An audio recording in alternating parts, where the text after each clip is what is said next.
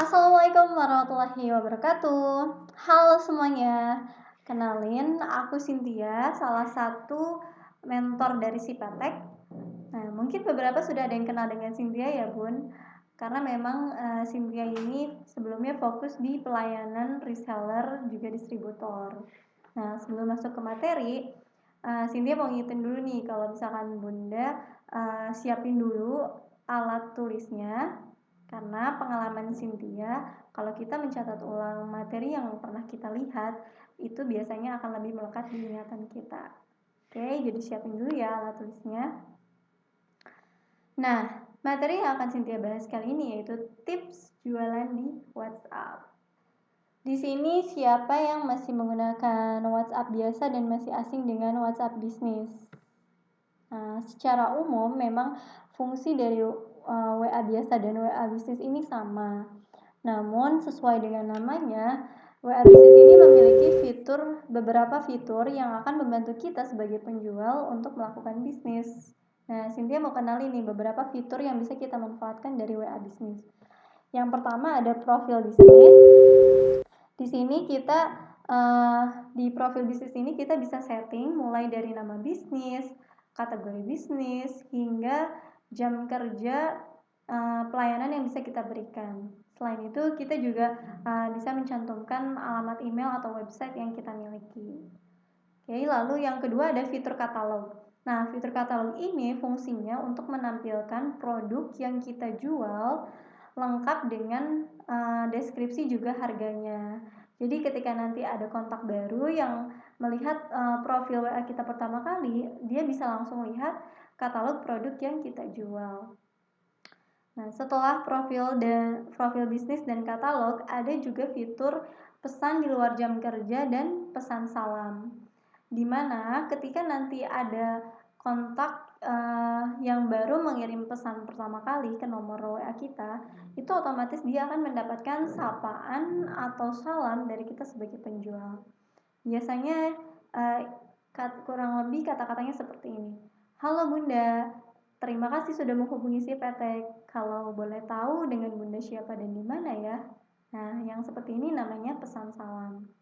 Bedanya dengan pesan di luar jam kerja, itu ketika ada kontak yang mengirim pesan di luar jam kerja, dia otomatis akan mendapatkan pemberitahuan kalau saat itu dia mengirim pesan di luar jam kerja. Biasanya kata-katanya seperti ini. Terima kasih sudah menghubungi Sipatek. Mohon maaf saat ini sedang berada di luar jam kerja. Pertanyaan Bunda akan secepatnya admin balas ya. Mohon ditunggu. Nah, kurang lebih seperti itu. Jadi ketika kita menggunakan fitur ini, biasanya konsumen akan lebih memahami jika pelayanan kita slow respon karena dia tahu saat itu dia menghubungi di luar jam kerja. Oke, selanjutnya ada fitur quick reply atau balasan cepat.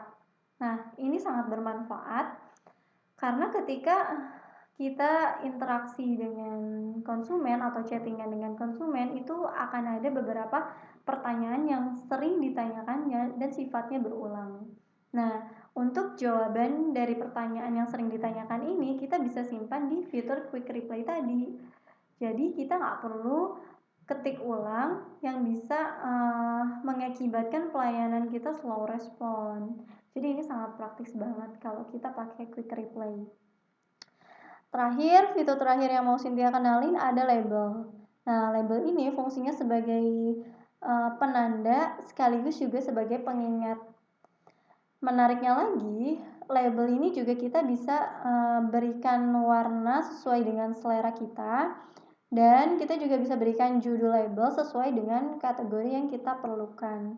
Di sini ada contohnya label untuk pelanggan baru, untuk pesanan baru, untuk menunggu konfirmasi pembayaran. Nah, cara kerjanya jadi ketika nanti ada konsumen yang menjanjikan transfer di akhir bulan, itu bisa langsung kita berikan label di label dengan judul akhir bulan misalkan. Nah, sehingga nanti di akhir bulan kita bisa langsung follow up data-data yang ada di label tersebut. Ini tentunya akan membantu kita untuk follow up karena dengan kita follow up, maka kemungkinan closing juga akan lebih banyak.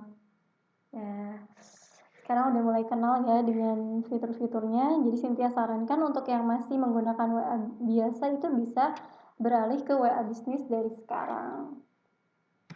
Oke, setelah kenal dengan fitur yang ada di WA bisnis, itu selanjutnya kita akan beralih ke story WA.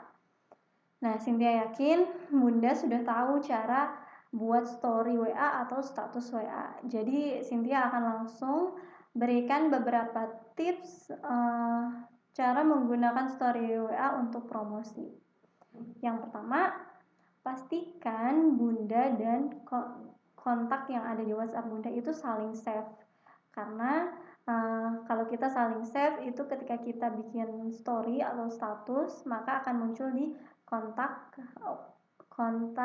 yang ada di WhatsApp kita.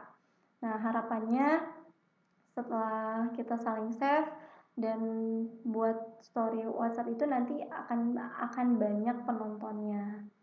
Lalu tips yang kedua, gunakan foto dan video dengan kualitas yang baik. Karena kita ini penjual online bukan offline, jadi kita nggak bisa menunjukkan wujud produk yang kita jual secara langsung. Maka dari itu, foto dan video adalah modal utama yang harus kita miliki. Nah, foto dan video yang kita miliki itu juga tentunya harus dengan kualitas yang baik. Tapi bukan berarti itu harus diambil dari menggunakan kamera handphone yang mahal atau harus diedit-edit dulu gitu. Itu nggak harus. Yang terpenting jangan pernah mengambil gambar di tempat yang gelap, atau pastikan saat mengambil gambarnya itu tidak goyang supaya hasilnya nggak blur atau hasilnya supaya lebih jelas lagi. Nah, lalu yang ketiga, lengkapi foto dengan caption. Karena ketika kita nanti posting itu kalau nggak dilengkapi dengan caption, orang-orang penontonnya tuh akan bingung sebenarnya ini tuh sedang jualan atau dia cuma mamerin produk yang dia punya aja sih. Nah, kurang lebih kan kayak gitu ya kalau nggak dilengkapi dengan caption.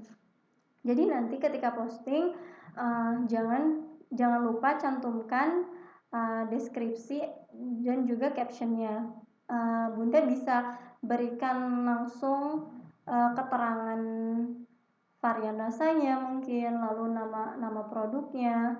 Kalau misalkan mau dicantumkan harganya juga nggak apa-apa. Dan tambahkan juga caption menarik untuk menarik penonton agar dia memberikan komentar di postingan kita. Misalnya bisa dengan kata-kata seperti ini. Halo Bunda, di zaman pandemi seperti ini hati-hati loh memilih jajanan untuk si kecil. Nah, sekarang ada makanan atau ada jajanan sehat yang praktis dan juga terjangkau tentunya. Nah, info lebih lanjut, yuk tanya-tanya dulu via Japri kayak gitu. Kurang lebih seperti itu. Oke, yang keempat, hindari spam status. Nah, ini sering banget Cynthia temuin, atau mungkin Bunda pelaku salah satunya ya. Jadi Cynthia suka lihat penjual yang dia terus-terusan posting semua produknya itu sampai story dia tuh terlihat titik-titik kayak gitu. Nah, kalau Cynthia sendiri ngelihat story yang sebanyak itu, yang ada malah males buat buka story-nya, apalagi kalau misalkan story-nya nggak dilengkapi dengan caption. Nah, sebagai penjual, tapi kan memang harus posting gitu supaya harus rajin posting supaya orang lain tahu kalau kita itu jualan, supaya orang lain tahu produk yang kita jual.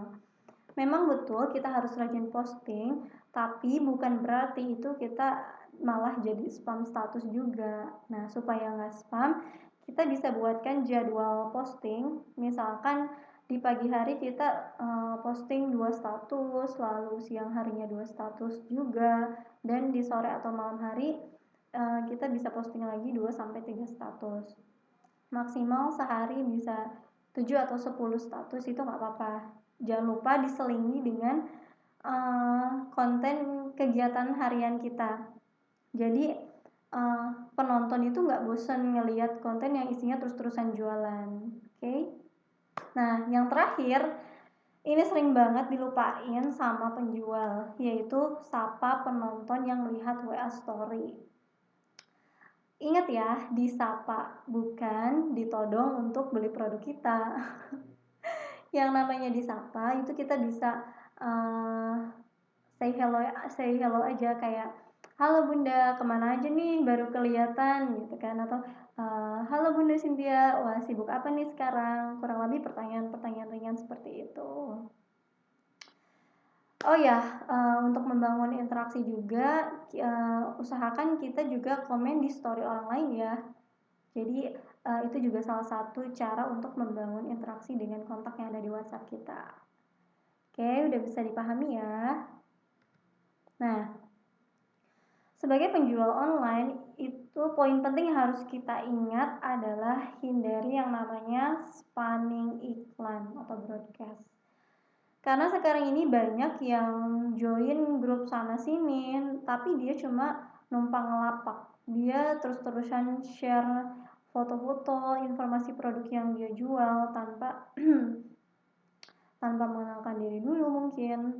Intinya dia terus-terusan share, dan ada juga yang menggunakan fitur broadcast tertentu, tujuannya sama, yaitu untuk mengenalkan produknya mereka tanpa mereka bangun interaksi terlebih dahulu.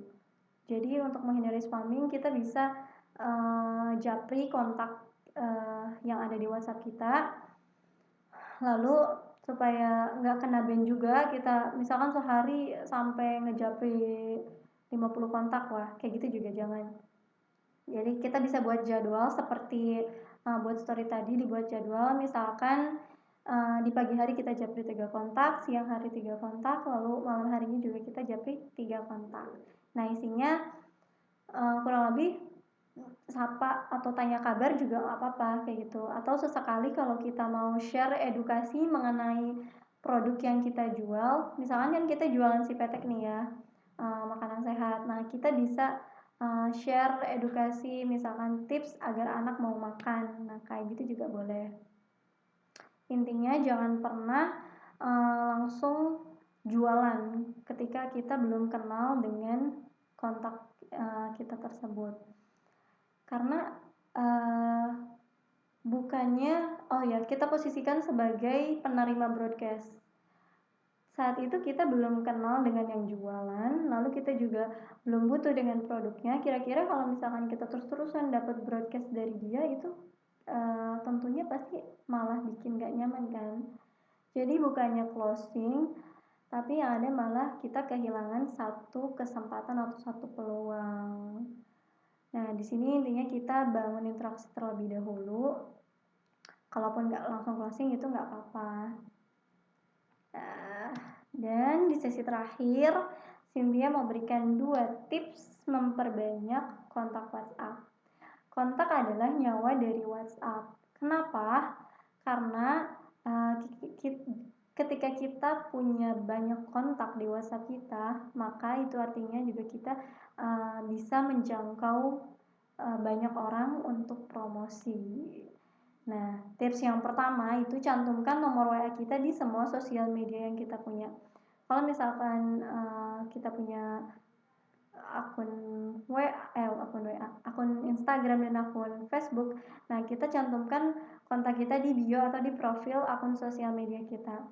Fungsinya agar ketika followers kita yang pengen tahu produk yang kita jual lebih lanjut, itu dia bisa langsung menghubungi kontak yang ada di profil kita tadi. Nah, bedanya dengan kontak yang kita cantumkan di setiap postingan, itu postingan itu tentunya akan tertutup dengan postingan-postingan yang baru. Nah, jadi akan lebih baik jika kontak tersebut kita cantumkan di bio akun sosial media kita tadi. Ya, tapi kalau misalkan Bunda mau mencantumkan di postingan sesekali nggak apa-apa. Selain itu, ketika nanti ada yang tanya-tanya via Messenger atau direct message, itu juga Bunda bisa langsung arahkan ke WhatsApp. Jadi Bunda bisa sampaikan supaya lebih pas respon lagi, kita lanjut interaksinya di WhatsApp ya Bun. Bunda bisa langsung klik link yang ada di bio kita. Nah, kurang lebih seperti itu. Tips yang kedua, gabung dengan banyak grup dan ikutilah kuliah WhatsApp gratisan. Di zaman pandemi seperti sekarang ini itu banyak banget kuliah WhatsApp gratisan di mana-mana gitu kan. Nah, kita bisa pilih kuliah WhatsApp yang temanya sesuai dengan bisnis kita.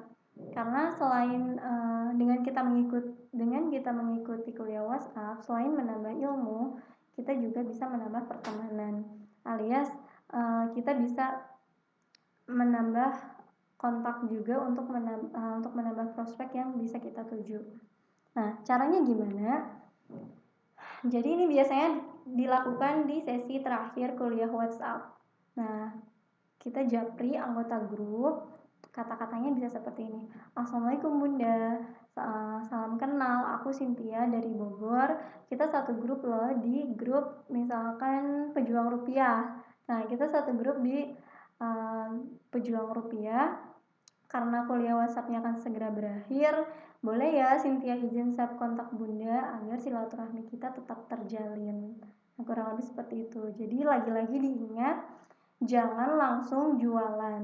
Intinya kita bangun interaksi dulu, karena ketika kita sudah menjalin interaksi dan konsumen dan prospek mulai merasa nyaman dengan kita, apapun yang kita tawarkan, apapun yang kita jual itu insya Allah akan lebih mudah diterima oleh mereka.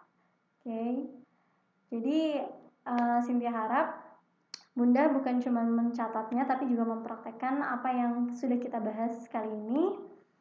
Kurang lebih sekian materi yang bisa Cynthia share hari ini. Semoga bermanfaat. Assalamualaikum warahmatullahi wabarakatuh.